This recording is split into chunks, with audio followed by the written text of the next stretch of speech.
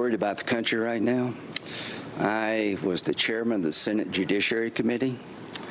This election was contested in courts in multiple states. We can't criminalize senators doing their job when they have a constitutional requirement to fulfill. It would be irresponsible for me, in my opinion, as chairman of the committee, not to try to find out what happened. Senator Lindsey Graham, one of the people listed that the grand jury in Georgia said should be added to the list of those indicted. He was not. That's just one story. And just in the past few minutes, we have a breaking story. This is from the Attorney General of Missouri, Andrew Bailey. The Fifth Circuit Court of Appeals has upheld the district court's order in our free speech case, Missouri versus Biden, enjoining the White House, Surgeon General, CDC, and FBI from violating the First Amendment rights of millions of Americans. He goes on to say the First Amendment remains intact. With that, let's bring in our panel. Molly Hemingway, editor-in-chief at The Federalist, Leslie Marshall, Democratic strategist, and Morgan Ortagus, former State Department spokesperson. It's ladies' night here on the panel. Molly, let's talk about the tweet there from the Attorney General of Missouri, why that is significant and that case is significant. Yeah, in recent years, we've seen the federal government collude with big tech companies to censor American speech, to restrict what Americans can talk about. This Missouri case and a few others going down the pike are working to protect Americans' rights to speak about whatever they want, as protected by the First Amendment. They actually won this initial injunction on the 4th of July, on Independence Day, fittingly, and then the Biden administration appealed that stay on what they were doing in terms of censoring speech. And so this is another big win for free speech forces, but it's not over yet. This case is ongoing. You know, Leslie, this case is ongoing, but it is interesting that the left usually has been traditionally the place where you saw free speech advocates really standing up. But the Biden administration has not had that pushback really from the left that much. Well, I'm one of those on the left that can't stand censorship, and I love my First Amendment, my favorite. Look, you know, I'm not surprised that the court did this. We also have to remember with, you know, there's government, but there's also, when you're looking at like the Silicon Valley types, there's the private sector, which the First Amendment doesn't apply to. So I'm actually not surprised about this ruling. And I have to say that I am surprised when I see people on my side of the aisle push back against the First Amendment, against free speech, or seem to be in favor of some form of censorship. You know, Morgan, this another legal aspect here is this 14th Amendment push to possibly keep former President Trump off of the ballot. The 14th Amendment says no person shall be a senator or representative in Congress or elector of a president or vice president or hold any office, civil or military, under the United States, under any state, who having previously taken an oath as a member of Congress or as officer of the United States or as a member of any state legislature or an executive or judicial officer of any state to support the Constitution of the United States. The point being, there's a lot being made that by this lawsuit saying that because of January 6th, he should be held off the ballot. And a lot of legal experts say it's going to be a stretch. Well, it certainly does feel like they're trying to throw the kitchen sink at former President Trump at this point, Brett.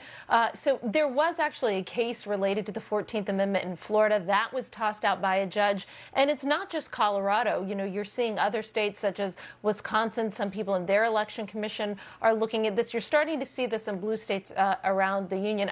I think, listen, I think a lot of these indictments, especially the ones in New York, have been dangerous. But whenever you start to think of empowering, and Mitch McConnell even mentioned this, when you start to think about empowering secretaries of state to remove their political opponents from the ballot, I mean, then we're really entering the other side of democracy. I think this is incredibly dangerous. I hope the courts continue to strike it down. But remember that former President Trump has undergone 2.5 years of legal scrutiny. If you wanted to charge him for January 6th, which no one has done, no one has charged him for insurrection. That's not in any of the almost 100 indictments that he's facing. There's 4 cases that were brought in the past 4.5 months. They've had 2.5 years if they want to get him on insurrection and have failed to do so. So trying to empower secretaries of state to take their political opponents off a ballot would just be a bridge too far. That is eroding democracy. If you want to talk about eroding democracy, that's it. All right, so we, every Friday, usually go to a place we call Candidate Casino, and we're going to take a trip down there right now as the ball goes round and round. You have $100. You have to place your bets. First in the GOP primary, Molly. Yeah, I have $75 on Donald Trump, who seems to be solidifying his lead there. 10 for Ron DeSantis, who is still at the top in second place. But I threw $5 toward Nikki Haley, Senator Scott, and Governor Youngkin of Virginia, who's not even in the race. But they could also compete for that second place spot. All right, Leslie. Molly, I thought we were going to agree just on the first almost. I have $80 on Donald Trump. I have $15 on Nikki Haley. And I'm just going to throw a crazy $5 wild card at Chris Christie because he's so different than the rest on the platform currently. Okay, Morgan. I'm playing it safe tonight, another 85 on Trump for all the reasons that the lady said. I'm actually going to be a little more generous to Nikki Haley tonight. She had a pretty good debate performance and has also seen a bump in the polls. Her campaign was touting that this week, so she'll get 10. And then Ron DeSantis for 5. He's still at the top, but played it safe in the debate. We'll see how he does in the next one. Okay, we've added this other round to the betting. That's another $100 chip. Will President Biden be the Democratic nominee for the party? Molly? Yeah, it's an actually interesting question. If there were a Democrat primary, I think President Biden would be in worse shape than President Trump is in securing the win in his primary. But I still think it's going to be $90 for Biden. And his real race, I wouldn't even put $10 on someone else so much as $10 on someone else because maybe the Grim Reaper makes a visit. I think he's really got this locked up. Gavin Newsom out there in California, Leslie, said he is not in 2024. Where are you on the $100? I'm giving all 100 to our president, President Biden, and I think Gavin Newsom will run for president, but not this time around. See, now that was poor graphics because it's a black chip if you go all in. Oh, okay. It's a $100 black chip. Okay, Morgan, go ahead. I'm going to put 75 on Biden and 25 on anybody else. So we'll see. I'm not so sure. And I'm not so sure what's going to happen here. I'll just say that. I know we're running out of time. Well, that's true. And we don't. We will be back in a second. President Biden at the G20 in India tweeted out a picture of a meeting with the Prime Minister of India, Modi, saying great seeing you, Mr. Prime Minister, today and throughout the G20 will affirm that the United States-India partnership is stronger, closer, and more dynamic than any time of history. We're back at the panel. Morgan, I've been to a ton of these things. You've been there. The press was not allowed into that bilat with the Prime Minister. That's kind of a big deal. Yeah, I've never seen that before. They're normally welcome at the beginning or the end. And of course, we saw reporters from the State Department and from the White House tweeting immediately about the lack of press access. I know it's challenging sometimes in these situations, but it's important wherever the president goes that it be covered by the press. I hope this is something that the White House can rectify before the end of the G20. I would say, however, the big news, as you've mentioned in the show, is Xi Jinping not being there. Instead, he's reportedly going to be spending time with North Korea. Putin is obviously not there as well. And I think that that speaks to the precarious position economically that China is in right now. And of course, it shows who they are continuing to spend time with. I want to turn to the topic of COVID. Here is Governor DeSantis on COVID specifically and how it plays in the election. And with all of this now talk about COVID again and possible mask mandates and what schools are doing, Molly, how big a deal will COVID be, do you think, in the election? Well, it's interesting because there's what people said in 2020 and then there's what they're saying right now. You have Republicans in the Senate and the House trying to pass legislation prohibiting federal mask mandates. And you have Democrats saying that they would not support that they actually support even mask mandates being done at universities and colleges. It's as if nothing was learned, and certainly nobody was held accountable for the disastrous response. We know now that mask mandates do not work. That people would be pushing it now is really disconcerting to a lot of American voters. Yeah, Molly's right, Leslie. There are a lot of different moves on Capitol Hill about origins and also about mandates from Republicans. Do you think there's a vulnerability on the Democratic side when it comes to COVID?